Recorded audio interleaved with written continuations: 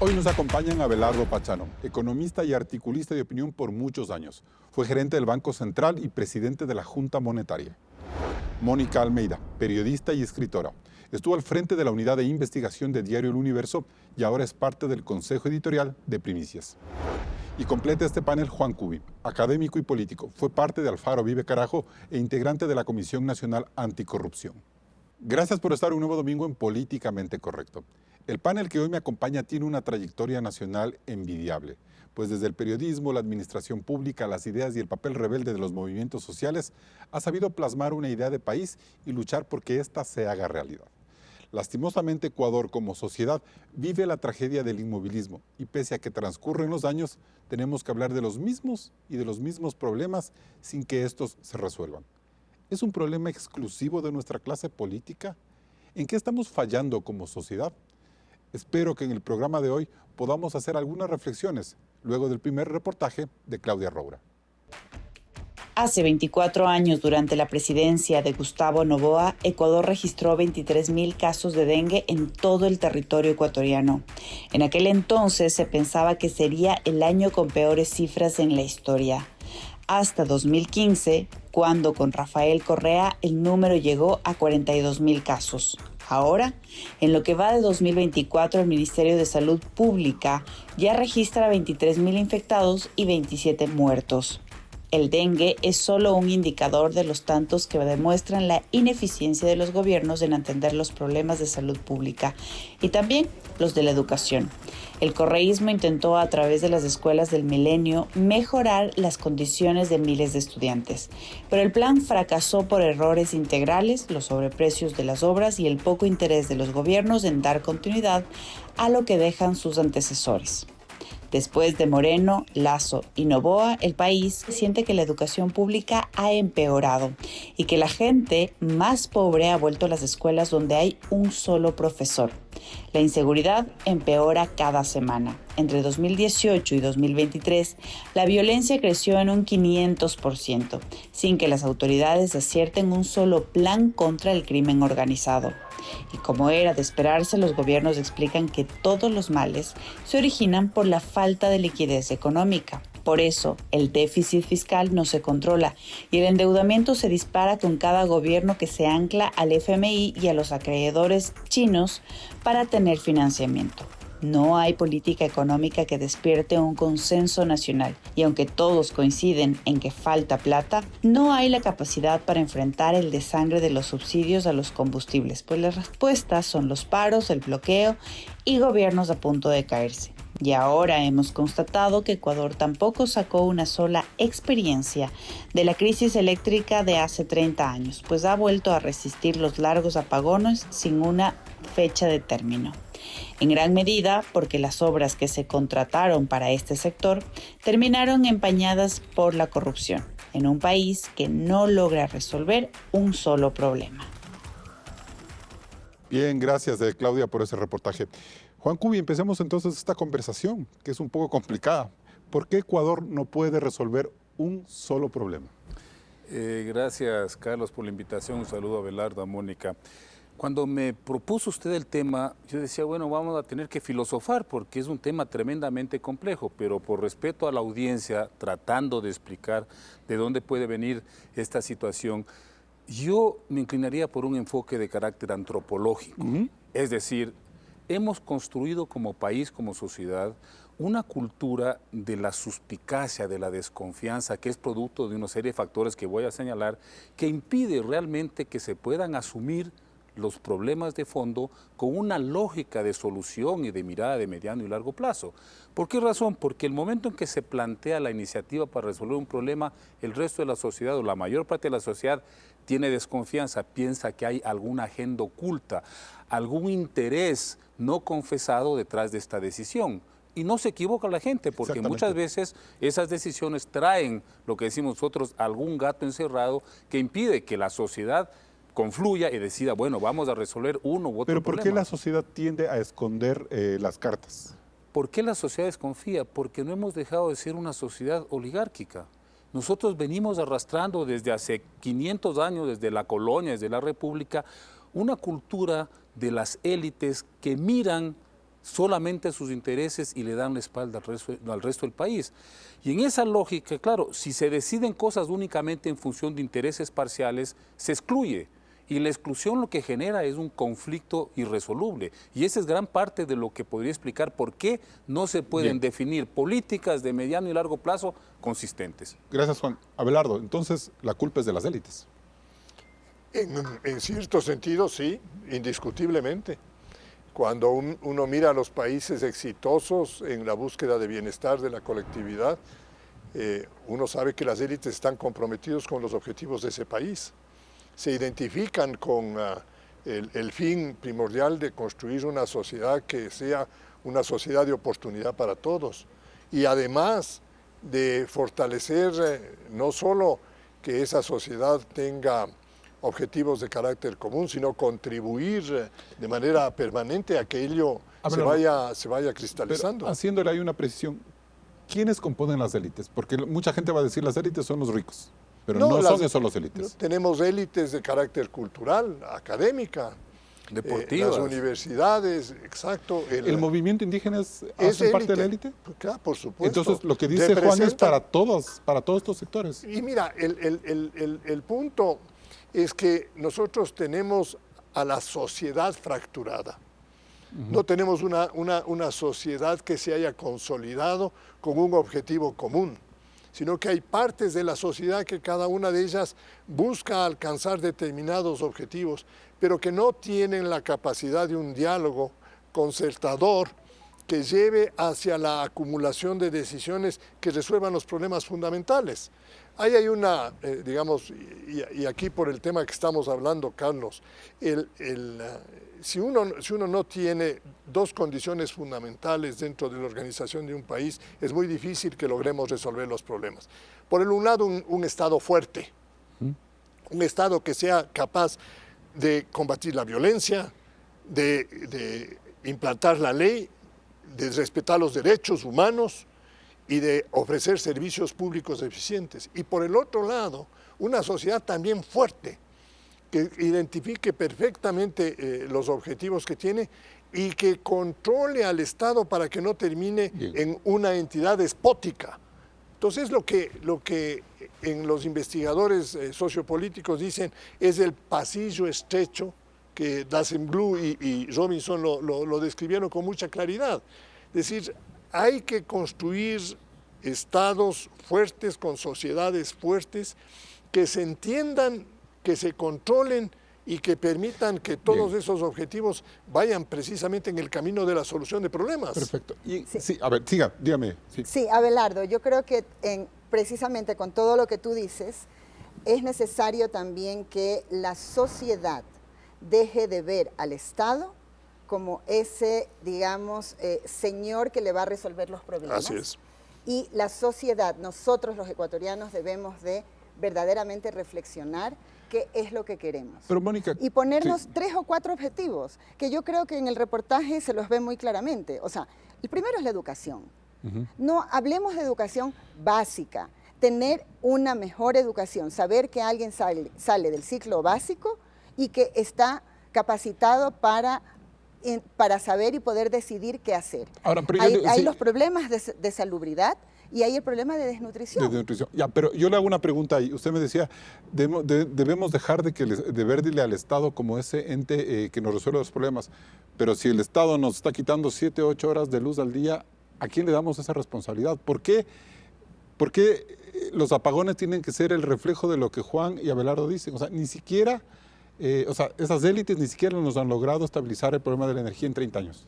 Sí, tenemos un Estado ineficiente, tenemos unas élites que yo creo que no es la élite oligárquica, son las élites en todos los estamentos que no son capaces de llevar a la sociedad a un acuerdo. ¿Por qué? Porque uno de los problemas es el excesivo gasto. Nosotros tenemos, todo lo que produce el país y todo lo que producimos nosotros. Tenemos impuestos, todo lo que va del petróleo se va al Estado central y es un Estado ineficiente. ¿Por qué? Porque hay corrupción, porque hay falta de transparencia. Entonces, lo que sí se debería nosotros como sociedad exigir más resultados al Estado. ¿Pero cómo? Y entonces, a ver, ¿cómo? Por ejemplo, Yo creo que sí deberíamos terminar, de cierta manera. En estos momentos el presidente asumió en noviembre y digamos que los medios de comunicación han estado en la espera de ver qué era lo que hacía, cómo hacía el relevo, etcétera. Pero yo creo que ya es hora de empezar a tomar cuentas y exigirle al gobierno, por ejemplo, yo hace 15 días entré a la página de la presidencia, no han subido los gastos y los viáticos de viajes, no hay una manera ordenada de transparentar qué es lo que está sucediendo en la presidencia, cuánta gente hay y qué es lo que está haciendo cada una de esas personas. En el siguiente bloque, ¿sí? Exacto. Nos vamos a un primer corte comercial. Seguimos aquí en Políticamente Correcto.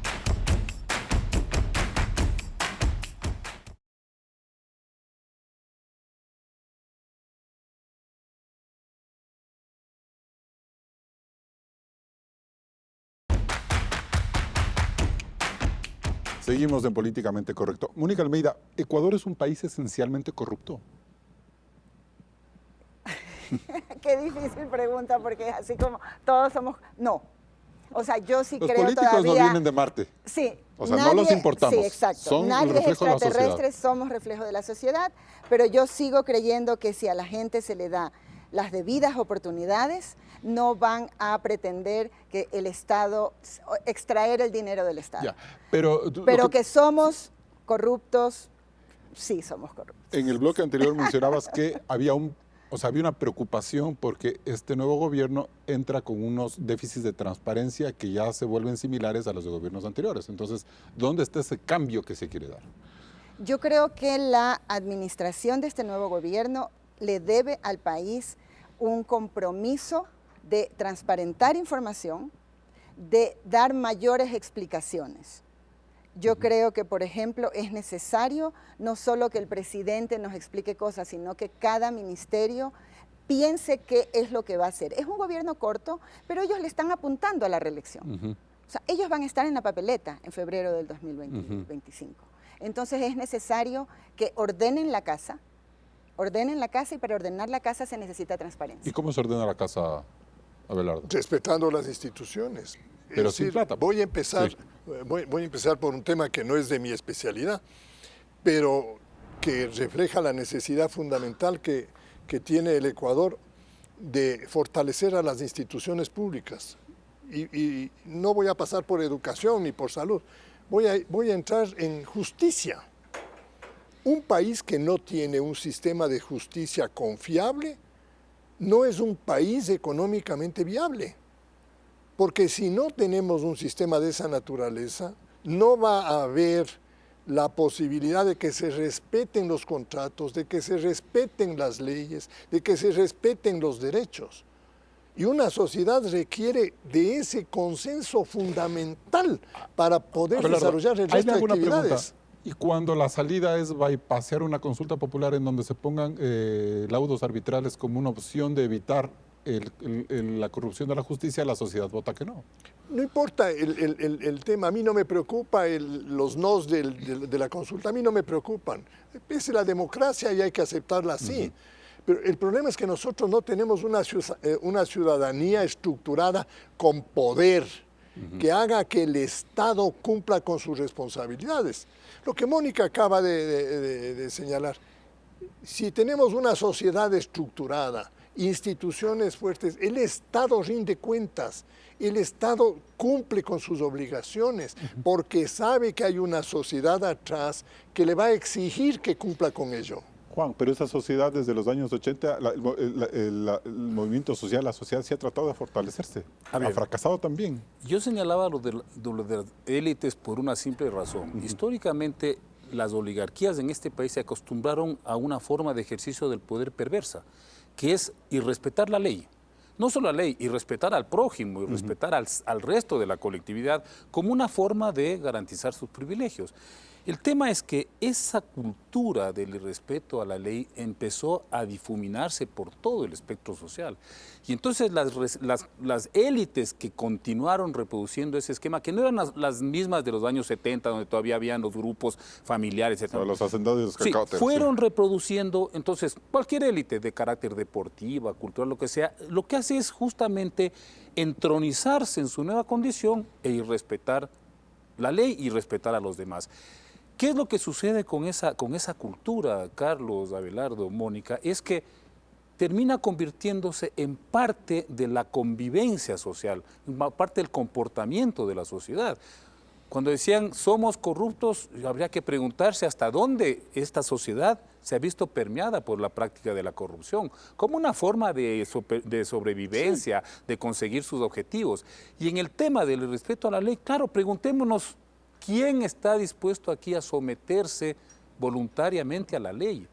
¿Por qué? Porque se ha reproducido ese esquema y la gente termina diciendo, bueno, sí los ricos, sí los dirigentes políticos, sí los dirigentes deportivos, sí los referentes culturales, etcétera, no cumplen la ley, ¿por qué vamos a cumplirla nosotros? Además, si necesitas para que te atiendan rápido en un hospital, pasar un billete o pasar un billete a un juez para que te ayude, es que la corrupción es un derivado de esta lógica de abuso del poder.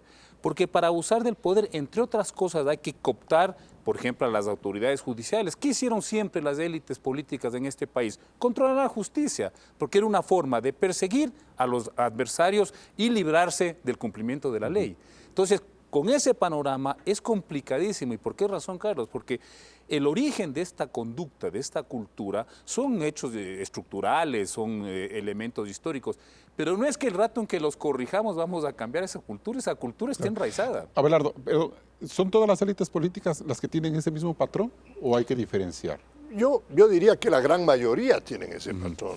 Hay obviamente las excepciones del caso. Pero inclusive cuando uno lee artículos o libros como por ejemplo Las dictaduras del siglo XXI de Osvaldo Hurtado, ¿qué es lo que dice ahí? Dice, oye, nosotros somos producto de un largo proceso de irrespeto a la ley, o mejor, de la ilegalidad que está dentro de la propia estructura cultural de la sociedad y que se expande a América Latina, no solo es un problema nuestro, se expande a América Latina. La colonia profundizó muchísimo eso y estas prácticas horribles de mecenazgos y de entrega de recursos y de contraprestación de beneficios. De favores. Entonces, ¿no? mira, el tema, y vuelvo a la justicia. La Constitución del año 2008, antes de ser expedida, ya fue violada. Antes de ser expedida ya fue violada. Y ha sido violada en innumerables ocasiones. Y esa Constitución tiene una serie de disposiciones de derechos, de obligaciones que tiene el Estado que son imposibles de cumplir. Y por eso además, se las viola. Claro, y es obvio. Todos los años hay que poner 5% más del Producto Interno Bruto en educación, 5% más del Producto Interno Bruto en salud, hay que ponerle más recursos a la seguridad social, hay que entregarles más recursos a los gobiernos locales y provinciales y el Estado no tiene de dónde sacar esos recursos. Y obviamente se infla el problema y se mantiene un déficit realmente terrible. Abelardo, una pregunta, perdón, pero ¿por qué, por ejemplo, ningún gobierno ha querido cambiar eso y en una consulta preguntarnos si efectivamente eso debe estar en la Constitución y no debería ser a través de leyes o a través de decisiones del Ejecutivo? Porque yo creo que la gran mayoría de gobiernos han sido gobiernos débiles, acorralados, que no han tenido el suficiente apoyo. Y ahí voy a varios temas. O porque le tienen miedo de hablar a la sociedad con franqueza, claro, también, porque es fácil engañarle a la sociedad. Pero ¿por qué no? También. A ver, decimos, es necesario llegar a acuerdos básicos. Y yo conversaba precisamente por la invitación con algún jurisconsulto y amigo mío, y él me decía, Abelardo, si no tienes justicia confiable, ¿qué tienes? Y una constitución que no te ayude en ese sentido. ¿Por qué no construimos un sistema de justicia? Ya lo tuvimos una época de cooptación, que fue destrozada y todo en el gobierno de Lucio, y que luego ha devenido en lo que nosotros estamos conociendo. Pero ¿por qué no podemos tener, en lugar de concursos de jueces, escuelas de formación de jueces para que sean ¿Cómo? especialidades, porque no porque eres abogado puedes ser Mónica, un buen juez. Sí. Entonces, antes que resolver el problema de la desnutrición, es el problema de la justicia.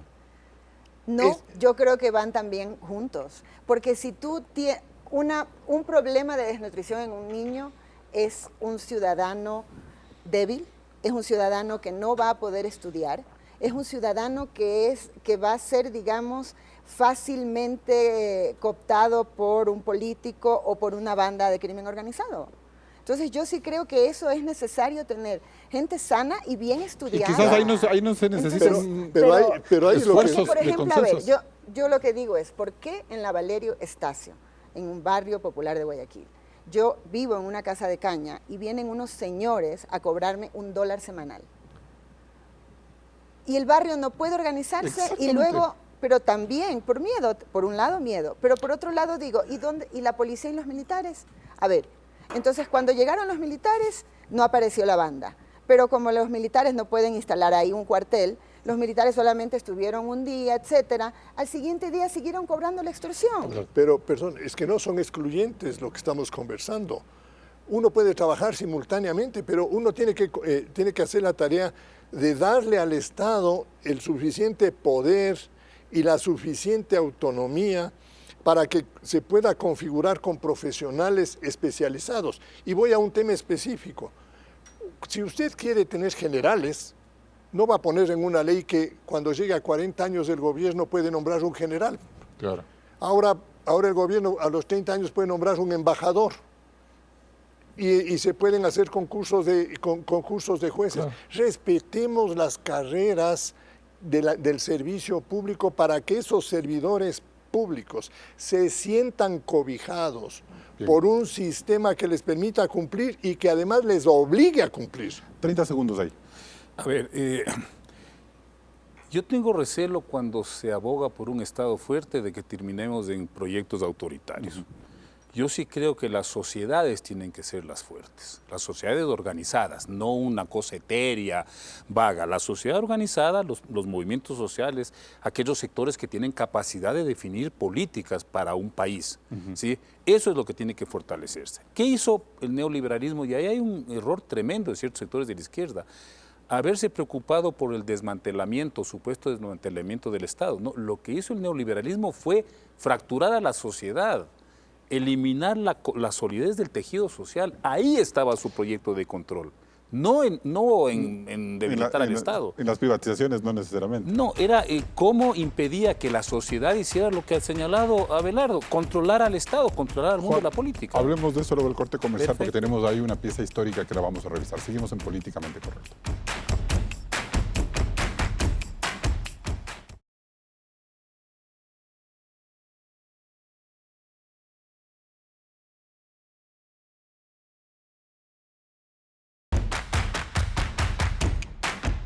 No han sido pocas las oportunidades que Ecuador ha tenido para dar un salto cualitativo y resolver sus problemas estructurales.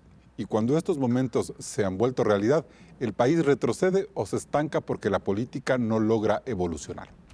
La esperanza cifrada tras el retorno a la democracia en 1979 se vio opacada casi de inmediato por los enfrentamientos políticos y las pugnas de poderes. En menos de 18 años volvieron a caerse los gobiernos en medio del descontento popular para que apareciera un nuevo autoritarismo que se agotó para el regreso de nuevos gobiernos inestables y efímeros. Por más de 50 años el país arrastró el trauma de su historia limítrofe alimentada por las guerras de Paquisha y el Cenepa. Fue la unidad nacional la que obligó a la clase política a firmar la paz, sin notar siquiera que a la vuelta de la esquina otro problema internacional nos esperaba. El conflicto armado colombiano, cuyas consecuencias en gran medida se sienten en Ecuador por el avance del narcotráfico y las mafias que se han tomado el Estado. La clase política otra vez no sabe cómo actuar ante esta realidad. Los movimientos sociales se revitalizaron en el Ecuador de los años 90 y el pueblo indígena se hizo sentir consiguiendo cambios nunca antes esperados. Pero ahora la dirigencia indígena, lejos de proponer, busca la imposición y la fuerza a costa incluso de desconectarnos de los grandes debates mundiales. Palabras como FMI, Neoliberalismo, soberanía, polarización, correísmo, petróleo o inversión extranjera han hecho tanto daño al Ecuador que no existen canales de diálogo que le permitan al país dar un paso propositivo. ¿Cómo podemos avanzar si desde que volvimos a la democracia hace 45 años el fantasma de la corrupción, los sobreprecios, los delitos de cuello blanco y el deseo desenfrenado por controlar la justicia han impedido que los ecuatorianos pensemos en progresar, confiando en nuestras autoridades? Bien, Juan, entonces esta historia en cierta forma resume lo que usted nos decía en el bloque anterior, que es el neoliberalismo, en cierta manera, el responsable de que estos cambios se hayan estancado. A ver, yo solo señalaba cómo operó el neoliberalismo, un poco para ver esta diferencia entre cómo afecta eso al Estado y a la sociedad. Ahora bien, yo quería más bien reflexionar a propósito de lo que señalaba el reportaje ¿no? Si este evento, si esta reunión, si este panel se realizaba hace 50 años, habríamos estado discutiendo problemas del país, dificultades, pero no habríamos estado discutiendo un fenómeno que es devastador, que es el narcotráfico. Es decir, ahora a toda esa imposibilidad de resolver problemas tenemos que incluir este fenómeno que altera totalmente la lógica del poder político, de la economía y de la sociedad. Eso es lo grave. Segunda cosa, el tema del movimiento indígena, yo no acepto mucho esta visión que acaban de plantear. A mí me parece que el movimiento indígena, al margen de todas las deficiencias que pueda tener, le planteó a esta sociedad, a este país, un dilema fundamental, que era haber vivido de espaldas de una realidad durante 5 siglos. Eso lo dijimos, o sea, en la primera parte está. Pero el tema es que no es un problema de que sean un sector que dificulta los acuerdos. No devino en eso, o sea, me refiero a 20 años, 30 años después. Porque, Carlos, el Estado plurinacional es una condición fundamental para la convivencia entre los diferentes. Es eso. Pero hay un sector de este país, una sociedad, que ha mirado de soslayo esto, y hay unas élites a las que no les conviene la irrupción de este nuevo actor político. ¿Por qué? Porque altera definitivamente las relaciones de poder. ¿A qué nos conduce esto, Carlos? El tema central de este país sigue siendo la democracia. Es decir, cómo se construye una democracia donde el proyecto de país, donde el proyecto futuro incluya a todos y recoja las voces y las demandas de todos. Y eso no se ha logrado hasta el momento. Mónica, ¿el movimiento indígena ha fortalecido la democracia 30 años después de su irrupción? Como lo plantea Juan. Yo creo que sí, pero soy, digamos que apoyo la crítica del reportaje en que en los últimos años ha devenido un movimiento que quiere imponer su visión, que es una visión, digamos, atravesada por una especie de visión comunista indígena, y eso no es lo que queremos los ecuatorianos. Y lo que ellos hacen es a través de un paro en el que la gente tiene que estar encerrada, se ataca a la prensa, se bloquea todo el país, se trata de envenenar el agua de Ambato y cosas por el estilo. Eso no es democracia. Entonces yo creo que ahí el movimiento indígena, la élite del movimiento indígena, obviamente, está un poco equivocada en cómo lograr ciertas conquistas que ellos consideran y que tienen derecho. Obviamente todos podemos sentarnos a conversar, pero no es la manera de hacerlo. A ver, yo lo que me pregunto es, ¿cuánto insistió la CONAIE en dialogar con el presidente Moreno y con el presidente Lasso? Meses. ¿Y por qué no se planteó un diálogo transparente y claro y viable? A veces no pensamos en eso, y es porque hay una dificultad para entender esa diversidad. Yo aquí o sea, ¿usted cree que Leonidas Issa políticamente es un tipo que dialoga? Yo recuperaría aquí, por ejemplo, la voz de alguien que a mí me parece un excelente dirigente indígena, Nina Pacari. En un evento que yo le escuché, decía, ¿qué es el Estado? No, hace un año aproximadamente, claro, en la Universidad Andina. ¿Qué es la plurinacionalidad? Es la necesidad de que en un mismo territorio convivamos armónicamente tantos diferentes, porque no solo los diferentes son los indígenas, también los afros, también los montubios, entre costeños, serranos, amazónicos, hay diferencias de la gente del sur, pero ¿cómo usted concibe un país pequeño con un territorio definido donde tenemos que convivir tantas diferencias? Ella decía, esa es la plurinacionalidad, una convivencia armónica sin excluir a ninguno. O sea, porque tampoco vamos a aceptar que la reivindicación del movimiento indígena excluya a los afros o a los mestizos, claro. No. La idea es esa posibilidad de armonizar la convivencia. Pero la frase comunismo o barbarie es verdaderamente muy sintomática. Entonces, ¿están preguntándole a los ecuatorianos si queremos comunismo o barbarie? O sea, ¿cuál es verdaderamente? Y insisto, no es todo el movimiento indígena, pero sí hay una... y es lo que le ha pasado ahora a Pachacutic. Pachacutic es como, digamos, el actor político del movimiento indígena. ¿Y qué le pasó ahora en las últimas elecciones? Yo creo que es también una expresión de un voto de decir no queremos violencia. Y esas tensiones sociales son las que impiden, por ejemplo, que la economía tenga un orden, que pueda la economía replantear la necesidad de nuevos contratos sociales sobre la base de la eficiencia en el manejo de los pocos recursos que tenemos, Abelardo. Por supuesto, es indiscutible que ante manifestaciones de violencia de esta naturaleza, de rechazo a determinadas decisiones que toma el gobierno con amenazas como las ha señalado Mónica, lo que hacen es perturbar la posibilidad de que tengamos nosotros un ambiente proclive a generar más empleo, a producir más, a tener la capacidad de vender nuestros productos en los distintos mercados. ¿Pero quién tiene la receta del empleo? Porque los gobiernos que la receta del empleo viene, Carlos, sobre el agregado general de todo un conjunto de hechos y de decisiones que le hacen que el inversionista, aquel que va a poner en riesgo el capital, se sienta seguro de que va a poder hacerlo y que le van a respetar las reglas con las que él entre en un país. Y que el Estado le va a obligar a que cumpla también con lo que él se ha comprometido. ¿Y usted cree que parte de un diálogo de las sociedades partir por decirle al país cómo se manejan las cuentas o cómo deben manejarse las cuentas para que no tengamos que vivir pendientes del Fondo Monetario, por ejemplo, y endeudándonos? A ver, Carlos, todas las actividades son una derivada de la política, todas. La cultura, la salud y obviamente la economía. Si nosotros tenemos buena política, vamos a tener buena cultura, buena salud, buena economía. Si tenemos mala política como la que tenemos, realmente vamos a tener mala economía. Ya, pero entonces, no le pida al país que en circunstancias como las que estamos conversando, con todos estos factores perturbadores de la realidad nacional, de que haya apetito de inversión en el Ecuador y que con ello se puedan resolver los problemas sociales y de desempleo.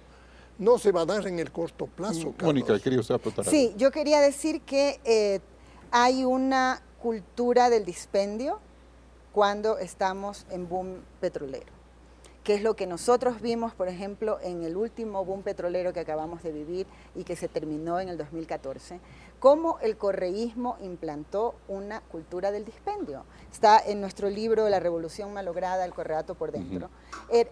Se tiene mucho más dinero. ¿Por qué? Porque el barril de petróleo ha subido. Y en lugar de dirigir ese dinero a una inversión o a algo que me siga produciendo y me dé mayor rentabilidad, lo que hago es hacer ceremonias apoteósicas, gastarme millones de millones en propaganda y comenzar a endeudarme con un país que obviamente no es transparente, claro, que no me exige nada, y en el que le estoy hipotecando los barriles de petróleo hasta el 2026.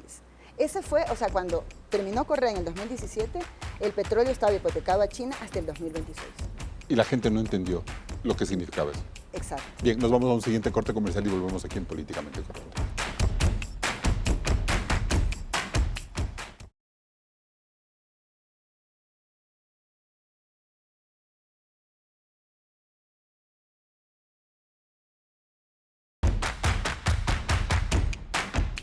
Bien, seguimos en Políticamente Correcto. Abelardo Pachano, entonces, la sociedad no logró entender que hubo una cultura de dispendio, como nos dice Mónica. Claro. Y seguimos a la expectativa de que el Estado resuelva un montón de problemas a costa de la quiebra. A tal punto estamos desenfocados en la forma como hay que calificar a la política económica, de que nosotros buscamos indicadores cuantitativos para decir que estamos apoyando determinado tipo de actividad. Y me explico. Hay que darle más dinero a la educación, porque la educación es importante. Sin embargo, nos descuidamos de analizar cómo se gasta ese dinero en la educación. Claro. Y el último informe que tenemos sobre los resultados de la educación es 65% de los chicos cuando se les somete a una lectura básica, no entienden lo que leen. Entonces está desperdiciando ese dinero. Por supuesto. O sea, con menos dinero quizás pudiera funcionar mejor la educación. Esa es Por su lo lectura. tanto, la conceptualización del papel del Estado en la solución de los problemas no es cuantitativa, es cualitativa. Que nos resuelva los problemas y que esos recursos sean eficientemente gastados. En salud es exactamente igual. En los programas de bienestar social los problemas son exactamente iguales. ¿Cuántos ecuatorianos vienen recibiendo el bono familiar desde hace 10 años, 15 años? Cuando ellos debían haber recibido durante un cierto periodo y el Estado debía haberles conseguido de que a través de distintos mecanismos salgan de ese nivel, Claro. salgan de ese nivel de pobreza. Juan, pero ¿por qué entonces la sociedad no logra entender esta transparencia de las cifras y eso genera un conflicto y no se resuelven los problemas de educación? Por ejemplo? Quisiera solo hacer un señalamiento a lo que dijo Mónica. En efecto, el gobierno de Correa fue un gobierno donde hubo una dilapidación de riqueza y hubo una corrupción inédita, monumental históricamente. Pero eso contó, que eso es lo que no se dice, con la absoluta complicidad de las élites empresariales. O sea, fueron élites que se aprovecharon, que se hicieron de la Y las vista gorda. políticas también. Sí, pero, Y las académicas pero quiero también. hablar del tema de a dónde fue esa enorme riqueza que pudo haber servido para otras cosas. Fue a los grandes bolsillos de estos grupos económicos que son los que ejercen Pero, el poder. ¿hay algún Y eso no, paréntesis? Sí. eso no lo digo yo. Yo durante todos estos años he revisado la revista Vistazo, que saca el índice de las 500... Y usted se fija ahí, Carlos, Son que las mismas. son las mismas, pero cada año mejoraban sus balances, sus indicadores de rentabilidad, de crecimiento, digamos, de su patrimonio. Entonces uno dice, pero subían en proporciones gigantescas. Entonces, ¿qué es lo que sucede? Que había este juego político de criticar, de insultar, de estigmatizar estos sectores, pero por debajo las políticas económicas fueron totalmente diseñadas para beneficiar ni siquiera a los empresarios en general, a los grandes grupos empresariales. Y eso hay que decirlo, porque es difícil plantearse un proyecto de país si operan así quienes supuestamente deberían generar... Mónica, me dinamizar la parece que decía en el economía. corte que fue esa una oportunidad perdida. ¿El correísmo tiene un proyecto de país? ¿Se perdió el correísmo? tuvo- ¿Nunca tuvo? no. Pero cuando nos dicen, nosotros hicimos las carreteras, hicimos las escuelas, por el Carlos, país, el retroceso que ven cualquier ahora, presidente, la seguridad. Cualquier presidente de la República, ¿qué iba a decir? Yo hice esto, yo hice escuelas. Porque eso es una obra obvia. Hay unos que hacen más o menos. Pero ahora nos enorgullecemos de inaugurar un puente Bailey en Santo Domingo. Sí, pues, pero lastimosamente. igual será así. Vea, Carlos. Porque no estamos viviendo un boom petrolero, Carlos. Exacto. El problema es Ese que es cuando ellos llegaron en el 2008, si bien Estados Unidos cayó en una crisis por una crisis financiera, por la cuestión de las hipotecas, pero luego el barril de petróleo explosionó. Entonces era dinero que caía, Y caía. no solo eso, sino que los chinos vinieron a hacer su agosto en el Ecuador también y nos entregaron miles de millones en deuda hipotecando el petróleo o se metieron en proyectos Que de toditos están infraestructura que toditos están hasta ahora fiscalizados, tienen ¿no? problemas. Sí, el tema, y vamos a verlo, yo creo que no es un problema solo de conglomerados económicos, es un problema de una actitud de, yo diría, miedo que tuvo toda la colectividad ecuatoriana ante un gobierno autoritario. Un gobierno realmente autoritario que Pero- impuso condiciones políticas, que impuso condiciones fiscales absolutamente desnaturalizantes y que hasta ahora los estamos Pero, tratando de resolver. Abelardo, y hay que señalar que aquí hubo grandes grupos económicos muy poderosos que estuvieron absolutamente conformes, contentos y eran comensales de palacio. Podría yo señalar una larga lista de estos representantes. Así operó. A él no le importaba ese discurso, esa retórica antiempresarial, anticapital. No, ellos hacían negocios. Entonces, para mí el problema es cuando yo hablo de élites, también estoy señalando este tipo de élites. ¿Cuál es el proyecto de país que tienen estos sectores? ¿Hasta dónde están dispuestos a ceder en esos beneficios que son gigantescos en función de poder financiar, por ejemplo, las necesidades de la colectividad? Claro. Ese es un debate fundamental. Yo creo que en este país como que tendemos a obviarlo. ¿Y es posible dar ese debate, Mónica? O sea, ¿a quién se le tiene que Yo sí ocurrir? creo que deberíamos, ¿Pero a quién se le como ocurre eso? sociedad, plantearnos al menos 5 objetivos y tratar de, con base a esos objetivos, ir de la mano con el Estado, tomándole cuentas sobre estos objetivos. Porque, por ejemplo, tú me hablabas de los apagones. Ya, Coca-Cola Sinclair no funciona a capacidad total. ¿Por qué? Porque hay el problema que ya sabemos de que está toda craqueada y que no solamente el problema hídrico, de que no llueve o si llueve, no, es además una represa mal construida. Mal construida y mal diseñada, porque le diseñaron para este tamaño cuando a lo mejor podía ser de este tamaño. Ya. Y eso lo dijeron a Alfredo Palacio, Y ahí que no está tan grande. Y ahí se cargaron miles de millones de dólares, o en la refinería del Pacífico, o en la reparación de la refinería de Esmeraldas. Claro. Entonces, aquí vuelvo otra vez al concepto básico. Estado fuerte y sociedad fuerte son dos pilares fundamentales. Tú no puedes tener una sociedad con un Estado ausente. No puedes tener. Tampoco te conviene tener una sociedad con un Estado autoritario. Lo que necesitamos es encontrar justo el punto de equilibrio en donde el Estado y la sociedad se autocontrolen, se regulen y que haya un objetivo común. Sí, pero Mónica planteaba los 5 objetivos, Sí, 5 yo sí objetivos creo como que, o sea, ejemplo. Pero ¿quién lo hace? ¿Cómo logramos eso?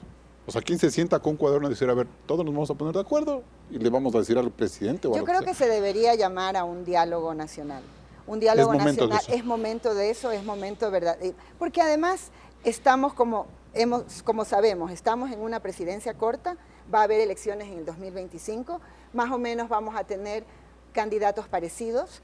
Entonces, posiblemente, en lugar de pensar que esto es simplemente hasta esperar nuevas elecciones, seamos más proactivos y planteemos 5 objetivos para que los políticos que van a ser candidatos y quien se siente en el sillón de Carondelet trate de al menos tener una guía. ¿Es posible hacer eso, Juan? A ver, sería ideal. El gran problema es cómo se lo concreta.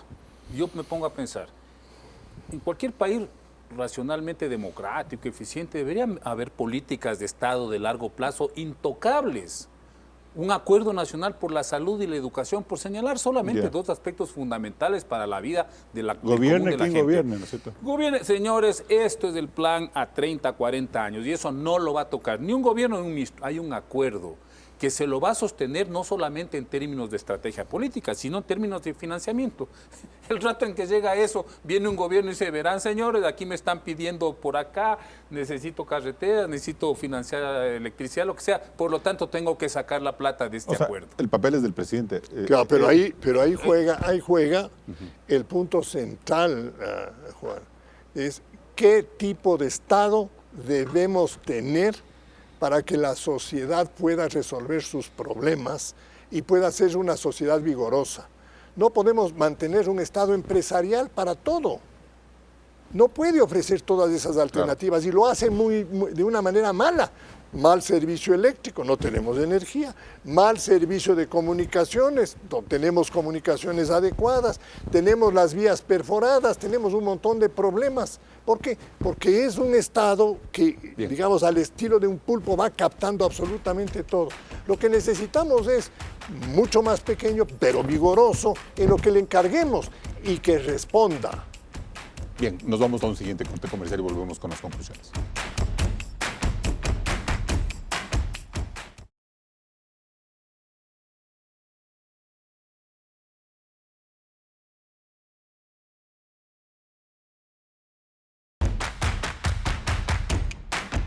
Entramos en la etapa de conclusiones. Abelardo Pachano, ¿por qué Ecuador no puede resolver sus problemas?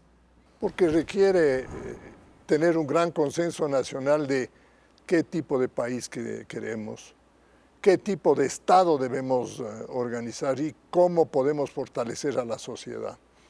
La sociedad tiene que ser vibrante, dinámica y tiene que ser ciudadana para que controle al Estado y éste cumpla con sus obligaciones. De arranque necesitamos un sistema judicial autónomo, independiente y profesional, como lo necesitamos para las demás actividades públicas. Respeto a la carrera profesional pública y servicio público. Mónica Almeida. creo que debemos como sociedad plantearnos al menos 5 objetivos antes de la nueva campaña electoral del 2025 y que impere la transparencia como la principal lucha contra la corrupción, porque es verdaderamente el cáncer que afecta a toda la sociedad.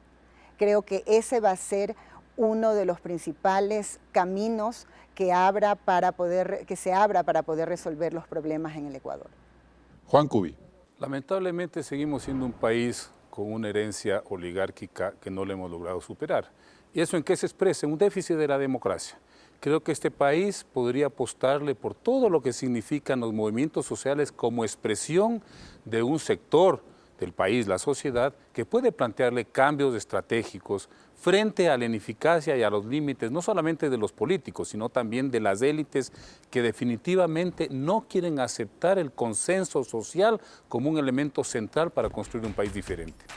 Y bien, quizás las reflexiones que hemos escuchado esta mañana nos permitan como sociedad tratar de encontrarle alguna explicación a esta frustrante tendencia de repetir errores y no resolver problemas que por años y años tienen al país estancado en el subdesarrollo.